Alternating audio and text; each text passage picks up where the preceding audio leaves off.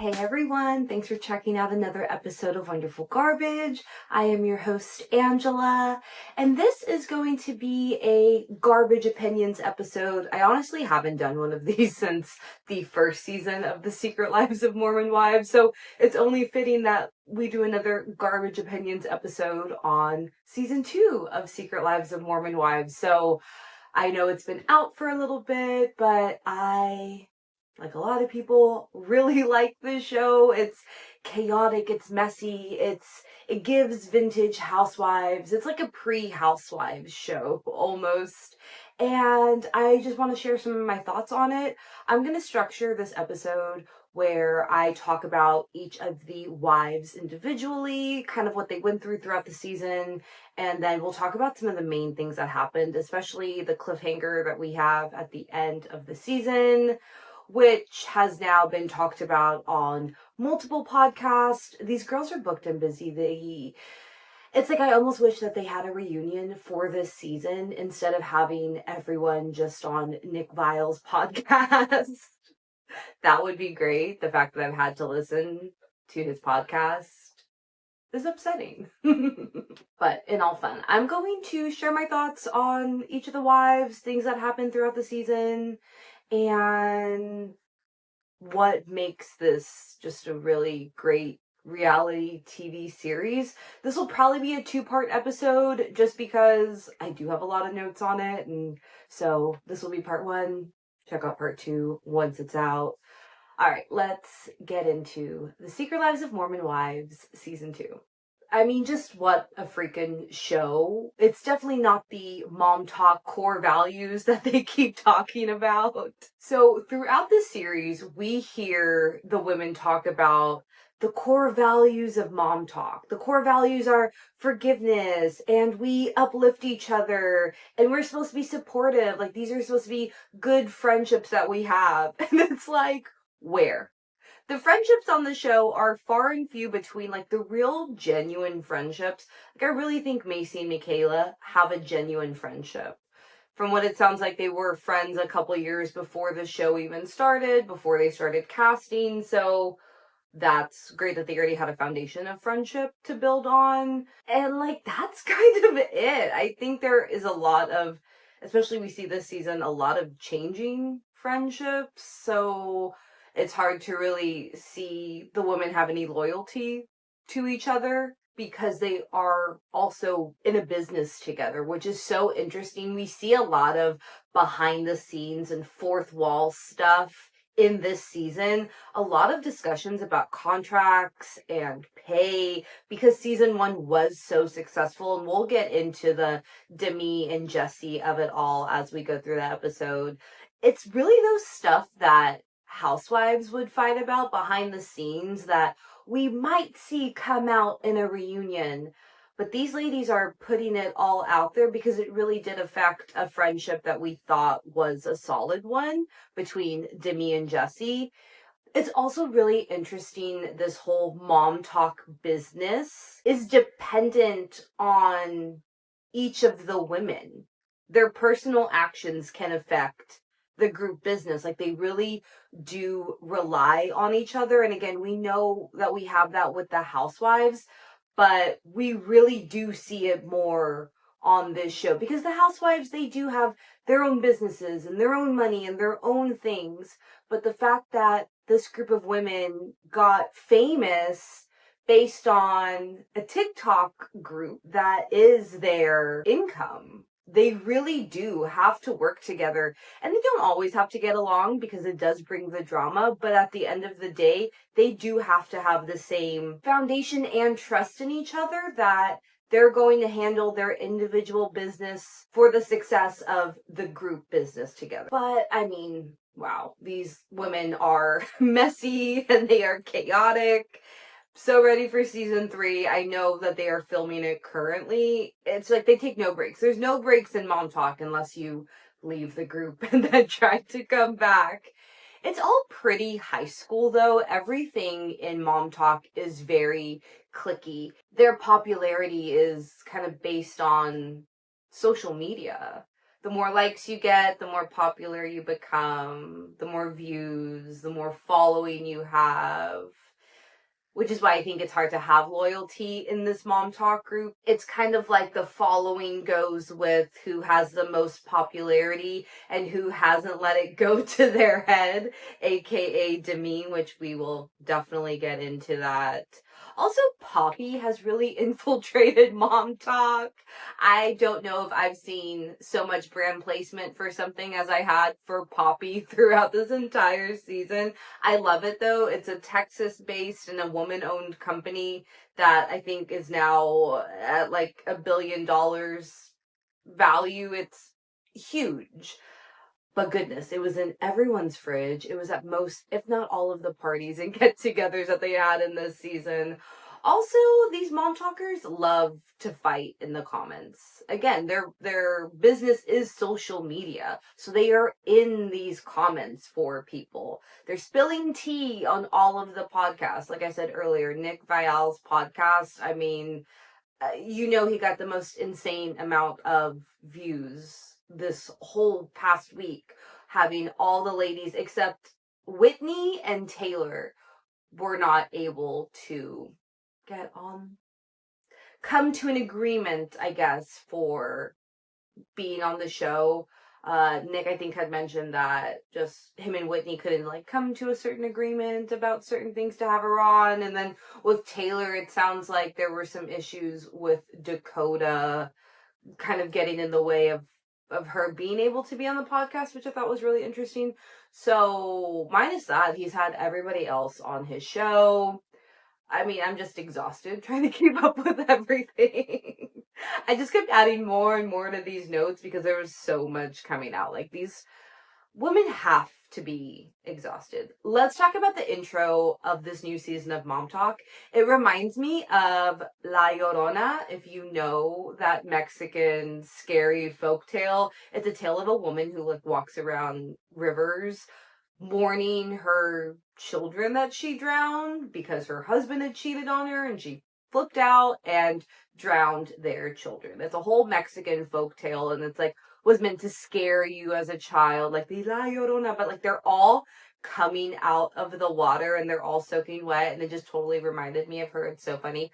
One of my friends did point out that Jessie is the only one in the intro that does not get her hair wet. She's like, no, not these extensions. Absolutely not. It is my multi-million-dollar business. We are not getting these girls wet. No, thank you. It just makes me laugh. Also, I've been going back and watching some of the old Mom Talk videos that Taylor posted back in the pandemic era, and it really was Taylor, Miranda, who joins the show this season, and their other friend Camille. And actually, Taylor just posted a TikTok yesterday, I believe, with her, Miranda, Camille back into the mix, with Layla, Kate, who was dating Chase during this season, who is Miranda's ex-husband, but now Kate and Chase have broken up, and Shayna, who was also, I think, one of the OG Mom Talkers. There's just so much content to follow, but it really shows who was a part of the group way back in the day, and then who was brought in for casting to really see who would work well on the show. All right, speaking of old Mom Talk videos, let's get into Taylor, the CEO and founder of Mom Talk. She's basically the poster child for needing boundaries with your family, and obviously she has major trust issues. Trust issues she feels guilty still for outing the whole swinging scandal that blew up a lot of people's lives. And so she has so much guilt and shame around that it is affecting her parenting and relationship with Dakota. It affects her relationship with her family. She also has trust issues stemming from her bio dad, past relationships, her marriage. I mean, just all of it. And with a family like hers, how can you not have trust issues? How can you feel like you have anyone on your side with the way that her family talks to her? Just the way that basically everyone in her family, her immediate family, minus her sister, was on her baby daddy Dakota's side at that family barbecue that we saw. The audacity of her stepfather basically saying she brought all of this upon herself for sleeping with Dakota only after knowing him and like hanging out with him a couple of times. He's like, well, what does that say about you? It's like, excuse me? You're going to basically slut shame me for having sex, which is a natural, normal thing to do? Like, how dare you? And then her mom, with her new face, saying like, well, if you love Dakota, just like give him some grace. It's like, her mom is interesting. I feel like she wants to be a part of this mom talk group so badly, or just really be on the show, that she still wants to talk to people who have wronged Taylor currently and in the past. To me, it just shows that her mom doesn't have her back truly 100%, or doesn't know how to really comfort and be there for her daughter. You know, also just like, don't you want more for your daughter? Don't you want her to find someone who brings out the absolute best in her, who supports her, who stands up for her?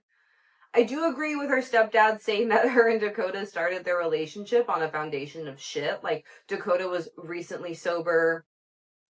Taylor was recently divorced, going through everything that she put out there about their swinging. But Taylor is your family. Dakota's the guy who just got her knocked up. Right? It's not like he had been around for a long time. Taylor is your family at the end of the day. And just really seeing how they treated her and how they talked to her shows those kind of Mormon values of no matter what the man does, you can still forgive him, because at the end of the day, the perception of this put together family is what we want. The nice picture of a mom and a dad and a child, no matter what is going on behind the scenes, because the woman needs to be subservient to the man. We see that in this barbecue, and it's disgusting, you know? Okay, let's talk about the Dakota cheating stuff. So season 1 ended with Macy getting a message in her Sinner Sunday confessionals that Dakota had been cheating on Taylor with a girl. And we get the girl that he cheated on her with on camera, and you know she was waiting for this moment. But she comes over to Macy's house. She turns out to be nice. She gives Taylor her phone, and so Taylor can see all of the messages between her and Dakota. And it turns out Dakota lied a bunch. He deleted texts on his phone. He was making it seem like the girl was the one who wanted to hang out with him. And then Dakota told her that he was using Taylor basically to grow his social media. So just like a trash human being. And Taylor is sobbing, and you just feel so bad for her, because it's another reason for her to have trust issues. It's another man in her life that she can no longer trust. And her walls go up, right? She immediately shuts down. She gets defensive. She's just everything we see her working through it in this season. And it's really sad. And for a second, it seemed like Taylor and Dakota were going to get back together. They made a TikTok of him, like, cleaning the house, trying to work his way back into her life. But this shit is whiplash, though. You know, like, Taylor's like, yeah, you know, we're still sleeping together, but I don't feel anything when we do it. Like, I turn off the emotions. It is just sleeping together. It is nothing more than that. We even see her, you know, like, talking with her mom and sister throughout the season, and her sister is the best part of her family. She's like, think about having this conversation with your daughter. Would you want her to go through this? Would you want her to put up with someone who treats her like crap, who is disrespectful? Just stop sleeping with him and focus on getting better for the son that you share with this guy, because it's toxic.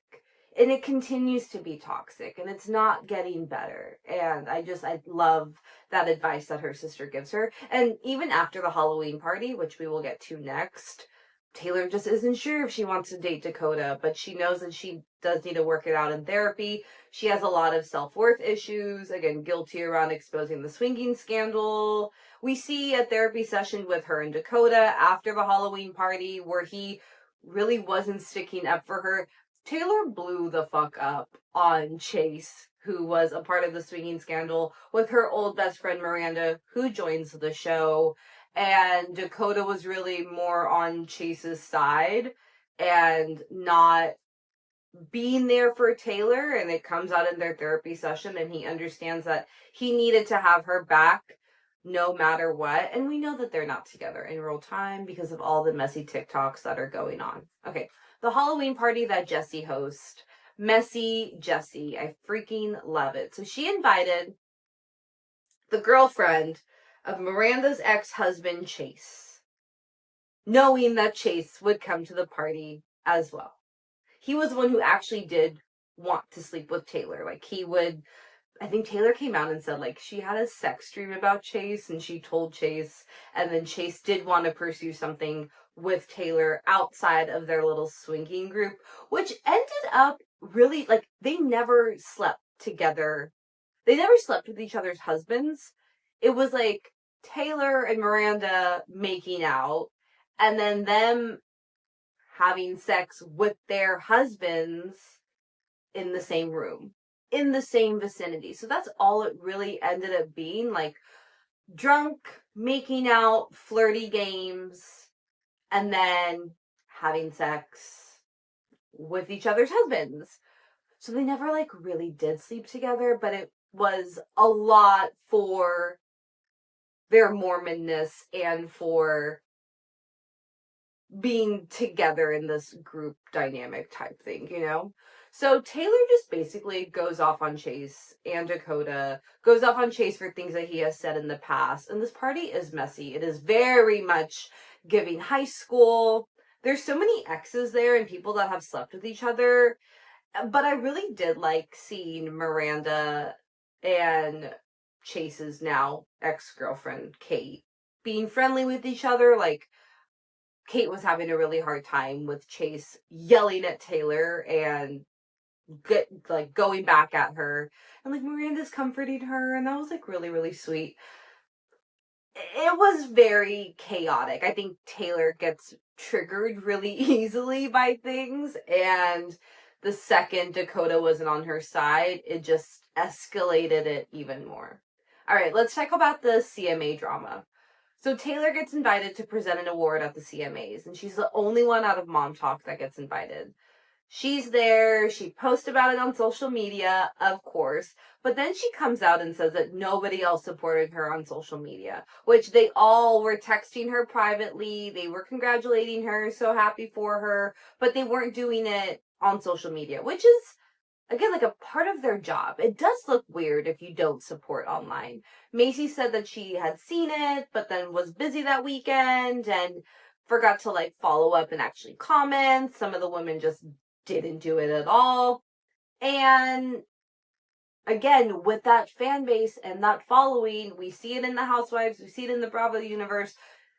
The fans can be intense sometimes, and the fans went out and defended Taylor like crazy, and some of the wives got really upset about it, like Demi, and they started arguing in the comments. They were defending themselves on social media, pissed about, getting dragged online about it.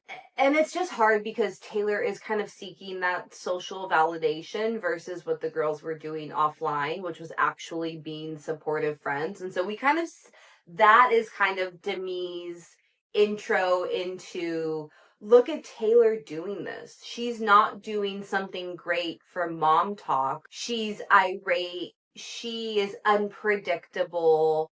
We need to get her out of Mom Talk. But let's remember, Taylor literally started this entire thing, and none of y'all would be here without Taylor. Is she chaotic? 100%.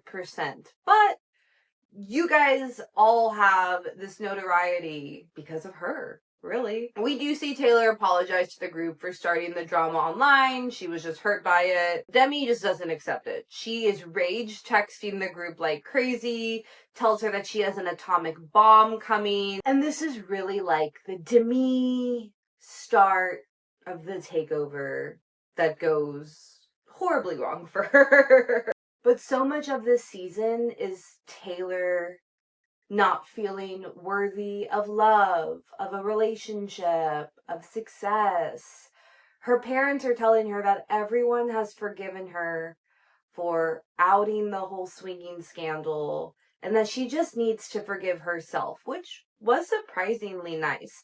And I really hope this next season we see Taylor finally rid herself of all of that guilt and pain that she is holding on to. She should probably stop telling other people's business who were involved and just let it be for now. Or maybe she starts a whole nother swinging group.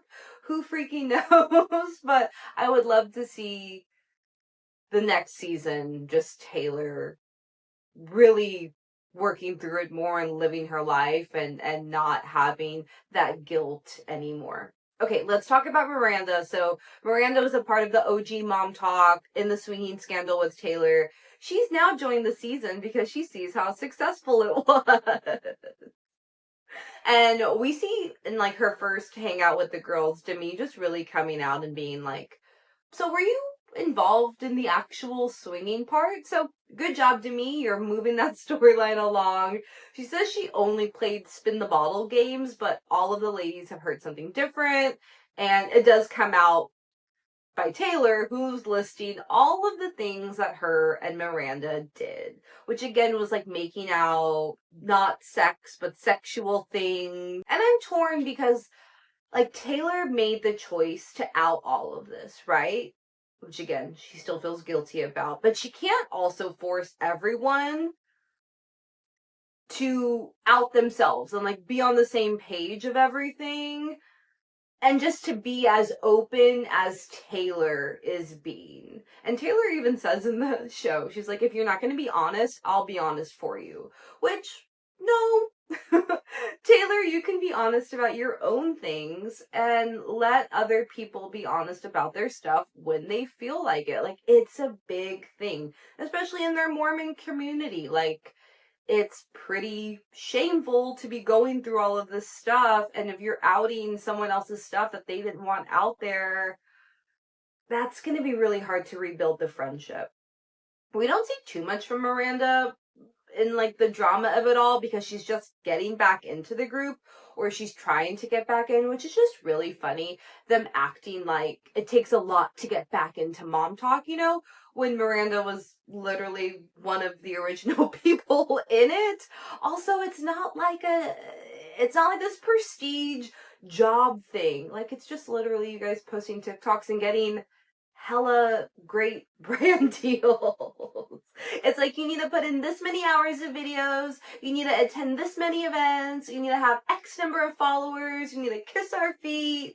It's like, okay, yes, Miranda didn't come in season 1 because she didn't know what it was going to be like. She's now here in season 2 and she sees it being successful. It brings more to the show of having someone from the original group and having someone that was a part of all the swinging stuff. So like, whatever. She's also been posting a lot more with Taylor and Layla, so it seems like she is now back in the fold just like she was before. And we see Miranda and Taylor talk about what was going on and like what happened, and they were really, really close friends, and once Taylor outed everything, they weren't. And so Taylor apologizes for it, Miranda forgives her for it, and so sounds like Miranda is here to stay. All right, let's get into Michaela. Michaela really showed up and showed out this season. She was clocked in, ready to go, and sharing some really deep personal things that she went through that we didn't know about in season 1. She's definitely more vocal on things like her hatred and annoyance for Whitney, which seems to just really stem from Whitney leaving the group and then showing up to Michaela's birthday party in season 1 to only really talk to Macy, which sounds like a theme with Whitney. It sounds like when there's an issue in the group, Whitney goes to Macy, probably because Macy's the most forgiving one out of everyone. So Whitney knows, like, okay, I can go to Macy, I can talk to her about it. Macy will probably take it to the group and speak on my behalf. Which Michaela is like, absolutely not. Let's not forget, Whitney did Macy dirty by sharing all of their text messages last season. I think it was like in the finale, Whitney was showing like all these text messages from Macy, and that turned Michaela off 100%. She's like, you're not going to do that to my best friend. And then seeing Whitney trying to rejoin Mom Talk in this season, Michaela is just calling her out and not buying any of Whitney's shtick this entire season. I love that Michaela's even trying to like outdo Whitney with her sourdough bread that she bakes for Layla's Friendsgiving. It's so Mormon. Just like, I'm gonna try to one-up you with baking. We also learned that Michaela's husband's yearly salary is what she can make in one brand deal, which I'm like, stop. But also it's amazing and I'm so happy for them. So he is now like, he's quit his job and has kind of now been the caretaker and letting Michaela really focus on Mom Talk and the videos and the brand deals, which is amazing. I love Michaela giving shade at Miranda's little happy hour that she hosted at her house. It's also funny that it's called happy hour when none of them drink. Miranda has this charcuterie board and she has Mom Talk spelled out in cheeses. And Michaela's like, this is smells of desperation. It made me laugh so much. And with Whitney trying to get back into Mom Talk, her and Miranda are becoming friends, and Michaela clocks it immediately. She's like, they're trauma bonding and like Whitney's trying to like ease her way in and befriend someone who was also trying to come back into the group, and she thinks it's all fake. Michaela does not shy away from talking shit in her confessionals. But we do learn that she was abused sexually for a part of her life, and she told her mom about it, and her mom didn't believe her. And so we see her talking with her sisters about it, and she's like, it's just so hard for me to express emotions other than anger, and she gets so guarded, which makes total sense of how she's acting with Whitney. She was like, you did us dirty. I don't trust you anymore, because who's to say you're not going to do this again later on down the line? So her guard is up 100%. And we see her go to therapy about it. But for her to share that, it was, it helped us understand Michaela a little more too.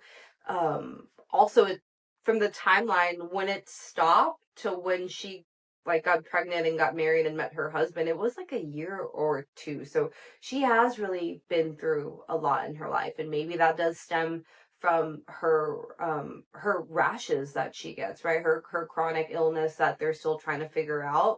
Maybe there is some internal trauma that is coming out in that way. But we see Whitney meet up with Michaela, and Macy drives Michaela there, and Michaela's like, okay, I'm going to put you on speakerphone, and our code word's going to be sisterhood. And when I say it, that means I need help and I need you to come in and like diffuse the situation.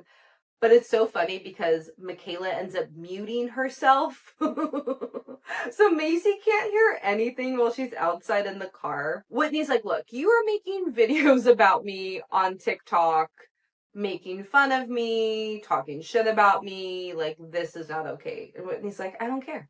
We're not friends. I can make TikToks about whoever I want. Michaela feels like Whitney doesn't want to discuss anything on the show that's going to make her look bad. Like, she isn't 100% being herself. And again, feels like she only talks with Macy when she has an issue with someone, and she won't bring it to that actual person, and thinks that Whitney only likes to have certain conversations on camera, which, yeah, if you're going to be on a show and you're going to share your life, and Taylor is sharing literally every ounce of her life, Michaela is sharing about an assault that she went through for years, and then Whitney not being as open about things as much. And I wonder if that stems from season 1, the whole thing about Whitney's husband being on a dating app. And maybe that Whitney wasn't talking about that as much. Maybe that's what Michaela's getting at. But they don't resolve their friendship. Michaela, at the end of the season's like, no, I don't see myself being friends with Whitney. So we'll see what happens. But Michaela made me laugh so much when she was talking about having anxiety going through a car wash because she's nervous about her tires getting on the tracks, and then she messes it up. Also, same. That shit is terrifying.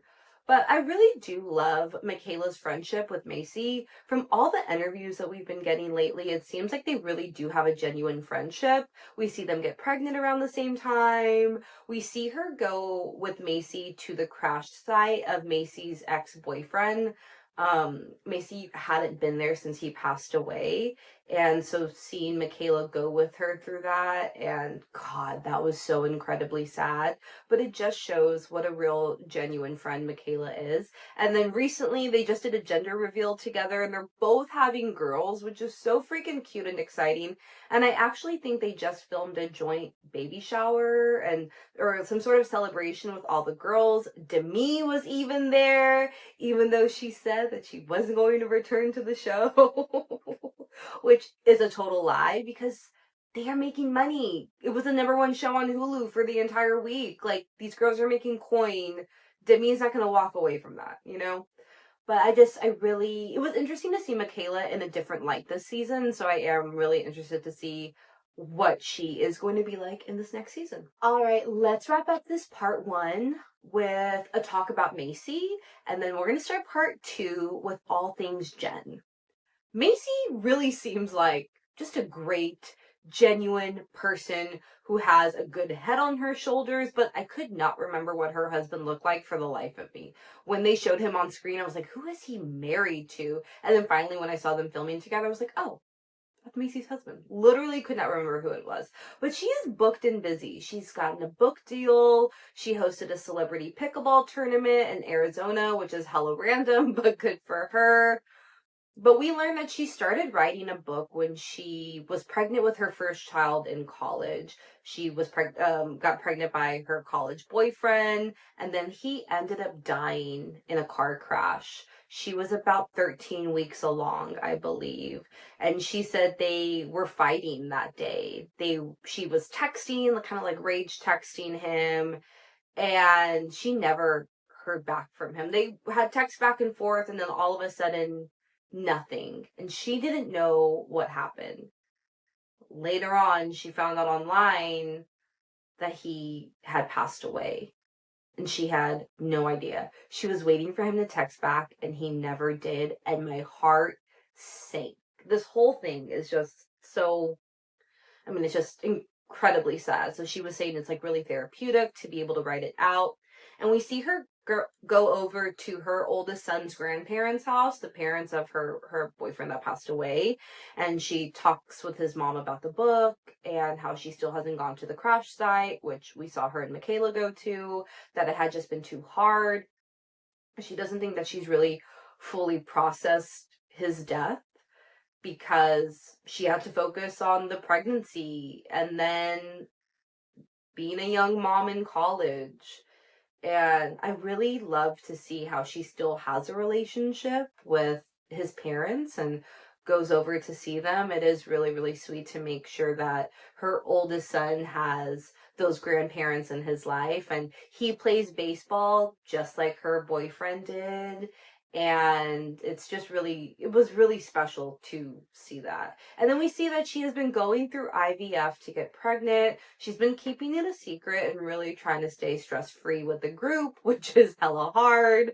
She thinks the Mormon church would be okay with IVF because it's bringing more babies into the world, and that's what they're focusing on, is populating the world full of Mormons. And then she finds out she's pregnant, and it's so freaking sweet. Alrighty. I'm going to end this part 1 of my garbage opinions on Mormon wives here. Oh, I guess a plus side to them not drinking, because they really don't drink, right? I think Jessie and her husband drink. I think Layla drinks here and there, but they really don't do a lot of drinking. And so I guess a plus side of that is that you don't know if anyone's really pregnant or not. Like, it's an easy thing to keep hush-hush. Unless your group decides to do a pregnancy test roulette game, which we're going to get into in part 2 of this, which Layla did come out and say the producers egged her on to do it. But my husband was watching the show with me, and he was like, they don't drink? I said, no. He goes, but like the Halloween party and like all of their get-togethers, like they're not drinking. I was like, no, they're not drinking at all. So it is a good way for them to not just really know who's pregnant, because it's not like they're turning down drinks, they're not turning down shots, and then people are speculating why they're not drinking. It's kind of genius for them to be able to hide their pregnancies that way. All right, this is going to be the end of my part 1 on my thoughts of this most recent season of Secret Lives of Mormon Wives. Stay tuned for part 2. I'm going to be putting that out very soon.